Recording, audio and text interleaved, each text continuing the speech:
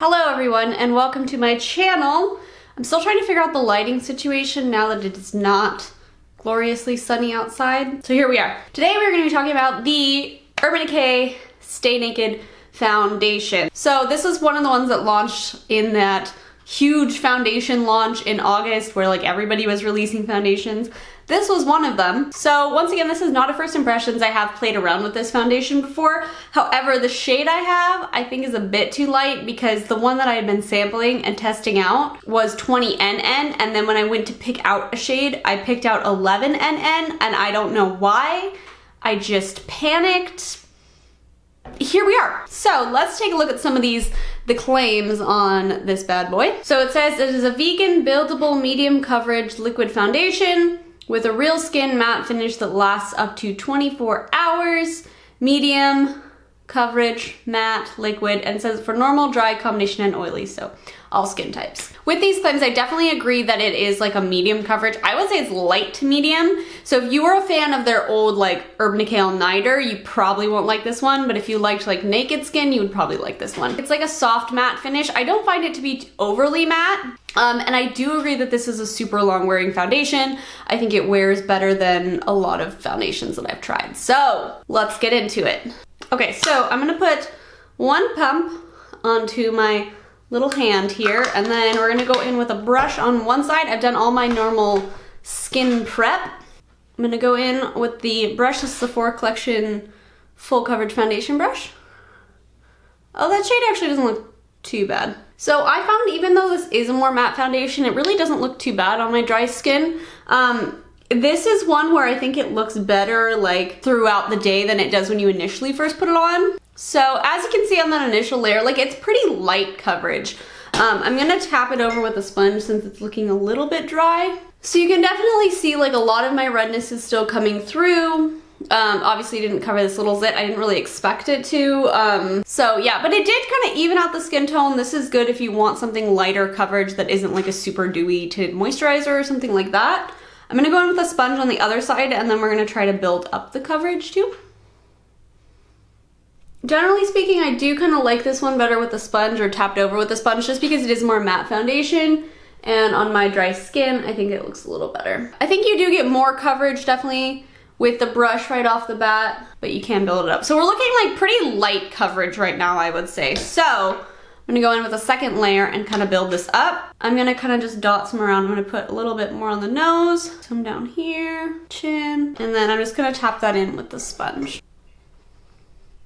Okay, so with two solid layers on there, we're definitely looking like about a medium coverage. So I'm gonna zoom you guys in so you can see what that looks like. Okay, so this is what we're looking like up close. This is like a light medium coverage, I would say. You could build it up a little more, but this is definitely not meant to be like a high coverage foundation.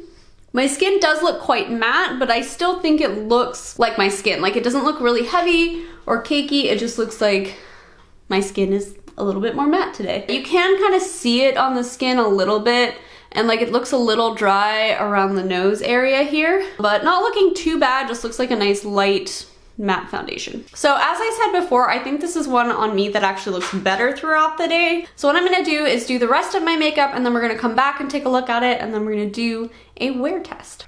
Hello, and we are back. So I did the rest of my makeup. Clearly I just did a super basic look today, and I did my hair kind of. Okay, so the foundation I think is looking a lot better now that I've done the rest of my makeup. So what I used was I did a little bit of Fenty bronzer, and then I went in with the Ilia serum highlighter. I actually really didn't like the way that this applied over top of the foundation. It started looking really dry and textured, which was weird. So I did add a little bit of the Hollywood Flawless filter over top, and I think it looks quite a bit better.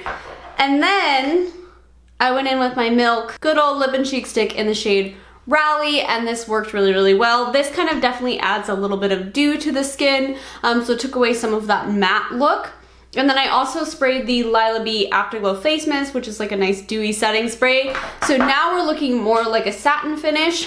That's one thing I like about this foundation, is that I think it's very easy to manipulate to make it what you want it to be. So for me, I really like adding a bunch of dewy products over top, or actually my favorite way to wear it is with the Charlotte Tilbury Hollywood Flawless filter for a Superstar Youth Glow. I like to mix a little bit of this in with the foundation, and that creates a really beautiful mixture. So I think the finish of it is nice. It's just on its own is a bit too matte for me, but it's very easy to make it more glowy. So let me zoom you in and I can show you what it looks like. Okay, so this is what my skin is looking like up close. So it's definitely not totally covered everything, but what I like about it is that this definitely looks like my skin. Like, it doesn't look like I'm wearing a super heavy foundation. A little dry around the nose, but that has been, oh, just a struggle for me lately. I'm gonna put a little bit of this plus the Hollywood Flawless filter on my nose and see if it looks better. Okay, I think my nose looks a little better with that mixture on it. And then I may actually powder. I haven't been setting any part of my face, but I think I am gonna set a little bit around my nose, just because I've had a really hard time getting stuff to like stick. I don't know what it is, man. All right, so I'm gonna add a little Urban Decay Night or two just to seal everything in. All right, so now that everything is done, I'm gonna go about my day and I will check in with you in a few hours to show you how it's looking, and then at the end of the night, and I'll give you all of my final thoughts. All right, so I'll see you in just a couple hours. Bye. Okay guys, so doing a bit of a late check-in. It is 6:38 right now. I realized that I never said what time I put this on in the first place, but it was like 11:30, so it's been on for about 7 hours actually. So let me zoom you in. You can kind of see how it's looking. So honestly, it's not holding up as well as I remember it doing when I tried it before. You can see it's looking quite cakey around the nose here, but keep in mind we did add some other products in there. But yeah, it's looking a little rough on the nose and a little bit, let me see the upper lip. What I do like about this one is I don't feel like it's faded very much on the cheek, and you can still see like my bronzer and blush. But yeah, it's actually not holding up as well as I remember.